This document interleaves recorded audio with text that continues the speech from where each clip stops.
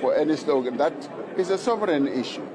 It's not a matter where we need to be instructed by anyone that go and arrest this one. We are a very proud sovereign country that has its own laws, that has its own processes, and we take into account what the Constitutional Court also decided when it said that, that slogan, kill the Boer, kill the farmer, is a liberation chant.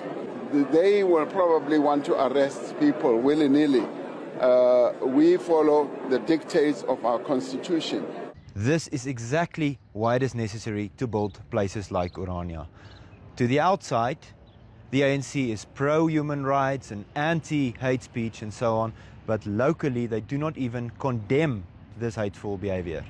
This is the reason why Afrikaners need a national home. We need to build a place for ourselves where we can truly make our own decisions. We ask our friends in the United States to help recognize Orania, but we also ask the rest of the international community. We also ask other South Africans who are against this hateful behavior to help us to build places like Orania. It is the only solution for Afrikaners who cannot longer be exposed to chants like kill the farmer, kill the Boer, and all the violence that comes with that. The more they sing, the more we will build.